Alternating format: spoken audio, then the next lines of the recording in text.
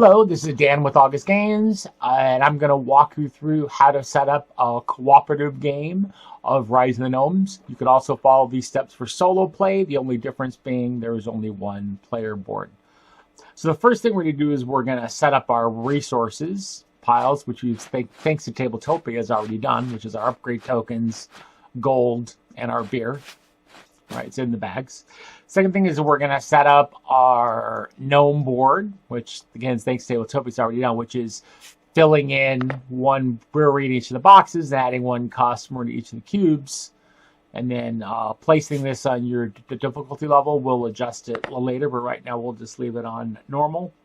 And then we also place our score track. Sorry, I already did this before. Is that score track is placed on the 0 space of the score track. The gnomes are the white color. Next is we're going to build the board game tiles. So I think that's kind of fun about Rise of the Gnomes is that you're going to randomly generate the tiles for the board every single game. So we're going to look at this guide here. And based on the number of players, again, you don't count the gnomes. So in this case, there are 3 human players. Kind of tells you how many tiles of each type, right? That you need to set up in the green zone and the yellow and the red zone. So first we're going to build the green zone, which is that 1 dragon keep, 1 desert, and then 1 of each of these tiles. So if we scroll out here, I've already put dragon keep in the middle. So we get 1 of each of these. So we're going to get a swamp. We're going to get mountains. We're going to get a forest. A grassland. And you can, obviously you can do this face down and just shuffle them if you want. And then we're going to deal them clockwise around the center. And I'm going to do something that you don't have to do in real life, which is lock these tiles.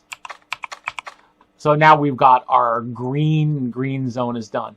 Then for this zone, the yellow and red, you do 3 of each of these tiles, 3 desert, and then 5 sea, and then we're going to set the sea layer aside because we're going to do that last. So we're going to set these 2 aside, and we're going to do 3 of each of these, but all 5 of the sea tiles. So we're going to build a deck like this, and I know for a fact that there is just 1 less of each. So I'm just going to do this. I'm not going to use these. I can put these in the, and we're going to shuffle this. So if you follow this, if you kind of follow the instructions in the book, it says to basically go face up and clockwise around in this yellow's in here. So let me shuffle this. And here we go. Let's see what we have in the world. Oh, we have lots of water, mountain ranges. Ooh, a lot of mountains to get together right there. Wow. Wow, a lot of, it's a very dry continent. Okay, so now we have got the red. Now we don't toss these yet. We set these aside because we're talking about what's going to happen in a minute. So we're going to lock these. Again, always lock your Tabletopia tiles or it'll cause you heartache and pain. Okay, so that's done. And then if we're kind of followed our instructions. For building, we're randomly remove file tiles from the deck, and you use to build the yellow zones, and you add these tiles to it, which are the kind of the gnome spawn tiles, which I went over in the introduction, and this. So first thing we're going to do is we're going to randomly remove 5 tiles. 1, 2, 3, 4, 5. And then we're going to shuffle these into here. Now, just to be clear on something, so if you look at our pattern here, we're going to go 2 space, 2 space, 2 space all the way around. If this was a competitive, these would be done face down. But because this is cooperative play, we're doing everything face up. Oh, we know where the dragon starts. Oh my God, the dragon's surrounded by water. That's awesome. So those represent where the gnomes spawn from. And then we continue to go all the way around. Now, one step that I know we're going to do when we set up, let me lock these.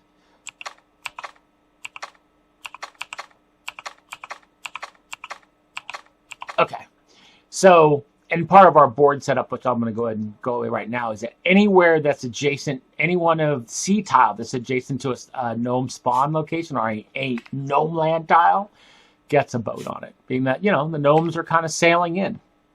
And we're going to put the dragon on their starting tile location. So that is the world that we live in. And make sure there's anything else I need to do with that. I do have the green zone. I'm looking through my notes right here because sometimes I forget. Yep, we're adding the boats and we added the dragon. Perfect. So now we're going to set up the player boards. Excuse me, take a drink. So I went ahead and just randomly drew one of each of these colors. So green is going to be giants. So what we're going to do for each of these is you're going to take your cubes, and lucky for Tabletopia allows us to do this easier.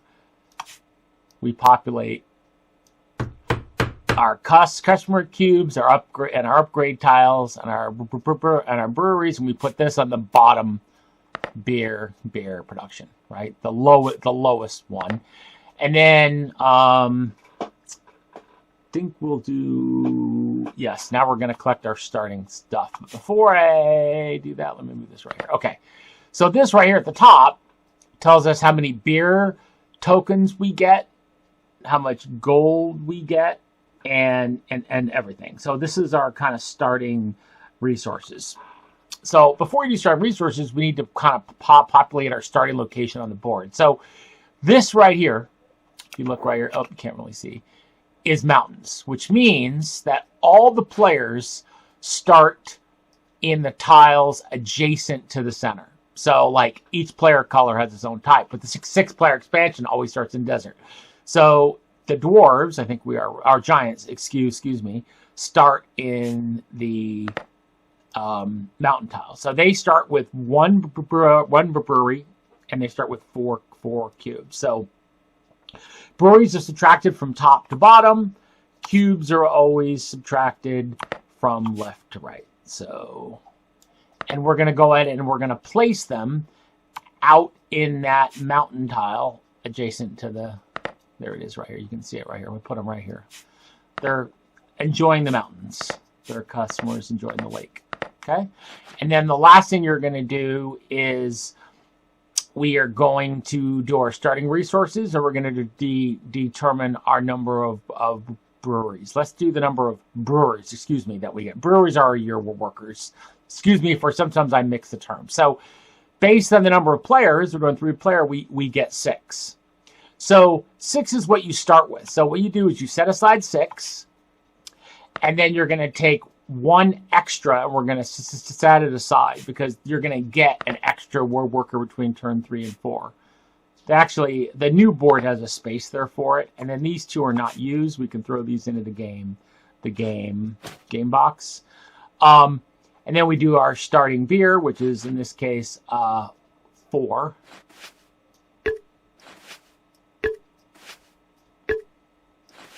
And we get 3 gold. It says 3 gold right here at the top. The last thing I didn't do was adjust our beer production. So beer production is always equal to the lowest number plus the number of exposed symbols. So we've only exposed 1. That means we produce 4 beer turns. So that's it. These guys are set. Sorry the boards are so close. I just want to make it easier. So the giants are set. We're going to do exactly the same thing with our treemen. We're going to place their customers. Oh, I forgot to do one thing. I apologize with the giants. Every time you place a brewery next one of these, you get to pick an upgrade. So you get to pick a special ability. This is an expansion race. It's got 2 things unlocked, but we're going to unlock beer production to start. It's always good to have good beer production, which means increase your beer production by 1 immediately. Boom. So that's what the giants have decided to produce beer. We're going to repeat the process with the treemen. We know they're going to get 6 workers. Now, their lowest beer production is 4 instead of 3. You notice that every race is kind of balanced. And then I'm just going to put this right up here. Sorry. In real life, it's a little easier to place these around. And then these go to the box. We'll call them the bag. So they're going to get 4 starting cubes. So we know there's always one brewery, 4 cubes. And they start out with 5 beer. We'll place those on the board in a minute. And for 4 gold. There we go, right? And then upgrade wise, they're going to take forest dwellers. Whoop, excuse me. Wow. Sorry for the sound. They may build 2 breweries in a forest tile. Normally, you can only build 1 brewery per space, but they have the ability to actually build 2 breweries in every single forest tile on the board. And because we placed a brewery, their beer production goes up. Their starting location, obviously, for treatment, you can guess, is the forest. So we take them, we put them in the forest tile that's adjacent to the middle. So that's their starting location. They have all their starting stuff. That works great. Next we do, I picked humans for red. These are humans that live in the swamp. So again, we follow the same steps. Place those. This is the only thing that's easier in Tabletopia, I'm going to say, is getting everything placed out. And we know we're going to do six workers. I'm going to put this other worker in my hand. Whoops, excuse me. I'm going to go full screen. You don't have to see my tabs, I realized. I'm going to toss this. And this goes right here on the board. So they get 4 customers and 1 brewery. So their upgrade. Help me decide. Do I want to be able to build in deserts, be able to build boats? Are they next to any desert? So they start in swamps. So they're going to start right here. There's no deserts by here. So probably I would increase their beer production. Are they by any oceans? They're not by any oceans either. They don't really have. They're going to expand that. So they're going to increase their beer production. And before I place those on the board, I'll collect their 5 gold and their 5 beer. So the humans are all set. And then guess what's going to happen? Then we're going to take these and we're going to place these in the swamp. So once you've placed all the player board, then we're going to continue setting up the gnomes. So gnomes always start with 1 brewer in this center and 8 guys, 8 customers. They have dominated the capital revolution, and then they get, for every empty space except for the desert that's adjacent, they add 1 also. They also get 2 starting gold, as indicated right here. I should have a gold bag closer to them, huh? This is where we would, the players, we add their these up here too, sorry. And then we set the difficulty. So in our case, we're just going to play normal in this example. And then the gnome have their starting breweries, which we saw was 6. They get the same number as humans do, except they're going to be 1 extra worker here, and these 2 go away in the trash. I have a trash bucket up here in the corner. Okay. These are a little bit bigger in the actual production board. There's a space here that you stick them in. Because in between the 3rd and 4th turn, everybody gets +1 worker. Judge cards, which I shouldn't say, you don't even use in co-op play, so we're going to toss them. So we've set the gnome difficulty level. Now we're going to set up the turn phase markers. Normally you would just place 1 here and 1 here. We've already done that. So I'm looking at my notes to make sure I don't forget anything. So now we're going to set up the starting action cards. So there are 10 cards. You're going to shuffle them, and you're just going to deal them out.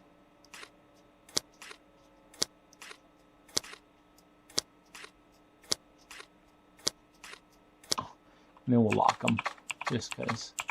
Now these get redealt at the beginning of every turn. So this is the actions, the action cards that are used this turn in the order which they occur. It's pretty nice that that's set up that way. And then we're going to be shuffling our allies deck. And we're going to shuffle our gnome decks. That's really easy in Tabletopia. And then we're going to pick a starting player. We're just going to make it the green. That's it. That's really how it's set up. Sorry, I went a little long, but that's essentially how you set up for a game. You're going to build your board. You set up all your player boards. You set up this.